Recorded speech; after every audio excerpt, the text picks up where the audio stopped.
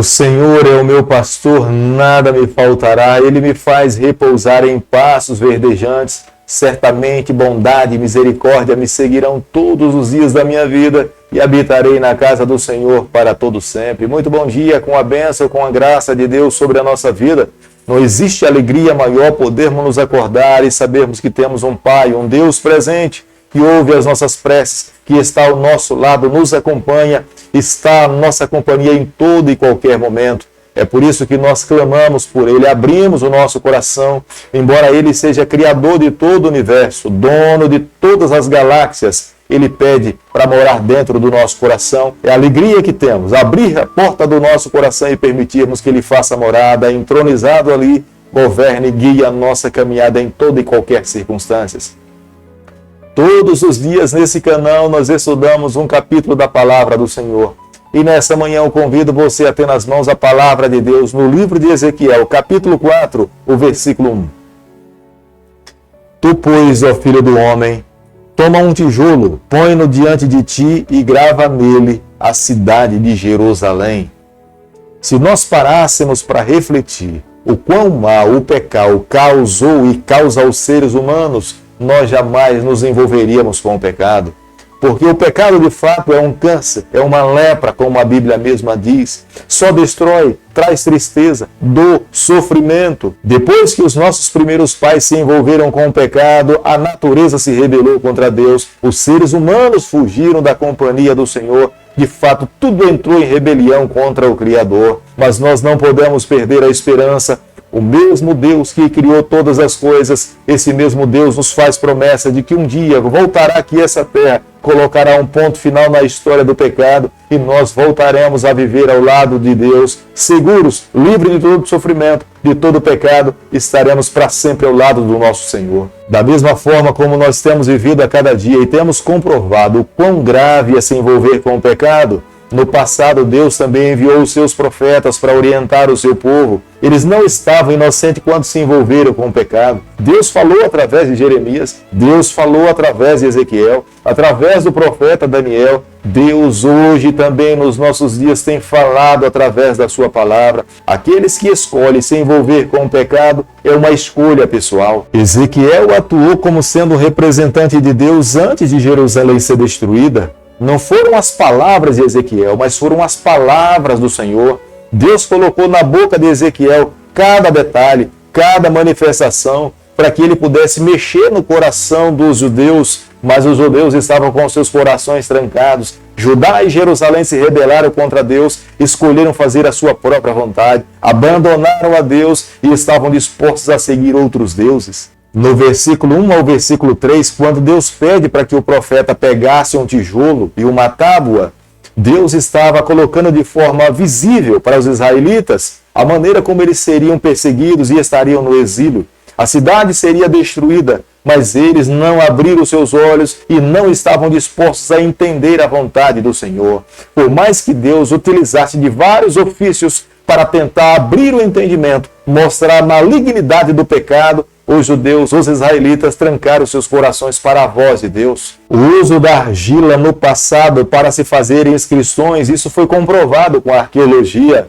Quando alguém queria enviar alguma recomendação para alguém, ele escrevia na argila e essa então era enviada para o endereço em que a pessoa queria que a outra entendesse a mensagem. Mas Deus pede ao profeta Ezequiel que desenhasse na argila uma cidade. E essa mesma cidade seria atacada por uma outra cidade mais forte. Deus estava falando com essa representação que Jerusalém e Judá seriam atacados por Babilônia. A panela de ferro que Deus pede para que Ezequiel colocasse ao redor da cidade era Deus falando para o seu povo que o cerco seria irresistível. Eles não iriam conseguir suportar. E de fato foi isso que aconteceu, ao ponto que as próprias mulheres, mães, mataram os seus filhos para comer da carne dos seus filhos, porque senão elas mesmas morreriam de fome. Ezequiel capítulo 4, versículo 4, a Bíblia diz o seguinte: Deita-te também sobre o teu lado esquerdo, e põe a iniquidade da casa de Israel sobre ele, conforme o número dos dias que lhe deitarás sobre ele. Levarás sobre ti a iniquidade dela. Ezequiel deveria deitar por um período sobre o lado direito e depois sobre um outro período sobre o lado esquerdo. Ezequiel era aquele que representava em estar levando as iniquidades do povo de Deus. Ezequiel deveria levar sobre os ombros o pecado do seu povo, mas ele não tinha autoridade e não podia resolver o problema do pecado do seu povo. Quem somente poderia solucionar o problema do pecado do povo de Deus era o Deus de Abraão, de Isaac e de Jacó. Para cada ano de iniquidade, Ezequiel deveria ficar deitado sobre um lado um dia, e no total se daria 430 dias. Ezequiel recebe a ordem de Deus que ele deveria ficar amarrado no período de um dia sobre a cama imóvel. Mas no outro período, ele tinha ainda a responsabilidade de arrumar a sua casa, preparar as refeições. Como nós estamos estudando um livro histórico e também profético, nós podemos ver no versículo 7, as declarações do profeta Ezequiel é que cada dia representa um ano. Quando nós estudamos nas profecias, Deus falando a respeito de dias, cada dia pode ser representado como um ano em livros proféticos. Por diversos meios, por diversos símbolos, por diversas dramatologia, Deus tentou falar ao coração daqueles que estavam dentro de Jerusalém.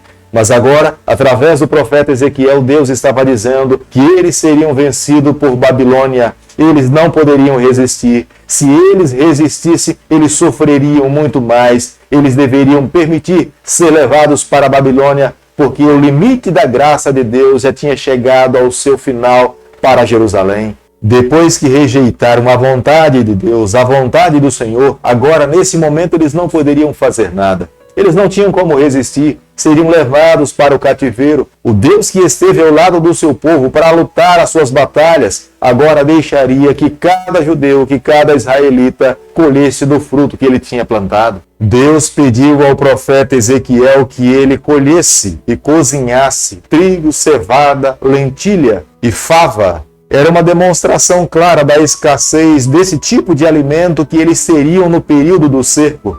Aqueles que estavam dentro da cidade não teriam liberdade para sair, para colher os frutos e se alimentar dentro da cidade e trazer para a sua família.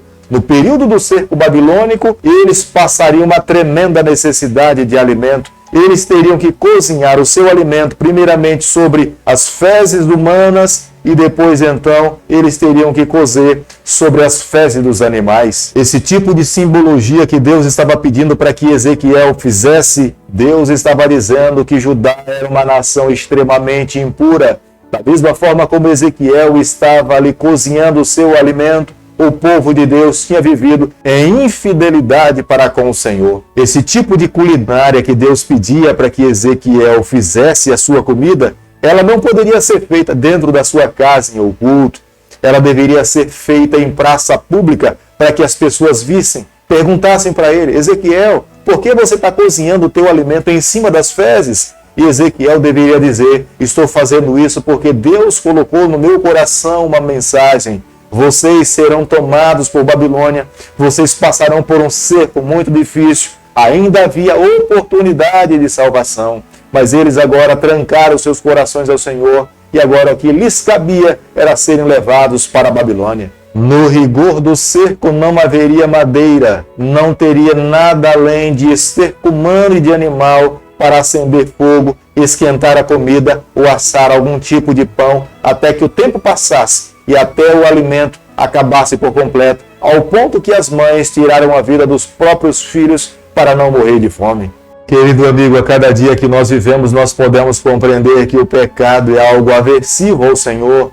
Deus quer nos tirar desse mundo de pecado. Deus quer salvar o seu povo. Deus está preparando um povo nessa terra que vive em retidão, em honestidade para com Ele. Deus irá um dia voltar aqui a essa terra, pegar o seu remanescente para que possa viver ao seu lado por toda a eternidade.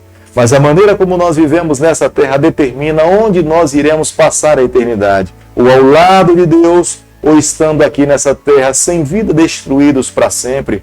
É por isso que a cada dia que vivemos aqui, precisamos tomar as nossas decisões, fazer as nossas escolhas, mas precisamos sempre escolher, amar, servir e viver ao lado do Senhor. Querido Pai, em Tuas mãos nessa manhã nós nos colocamos. queremos viver exclusivamente para o Senhor. Toma o nosso coração, perdoa os nossos pecados, nos dê a graça de vivermos contigo para sempre. É o nosso pedido, é a nossa oração e fazemos em nome de Jesus. Que o Senhor te abençoe e te guarde, que Ele faça resplandecer o seu rosto sobre você, que Ele tenha misericórdia de você e sobre você nessa manhã Ele levante seu rosto e conceda a sua paz em nome de Jesus. Amém.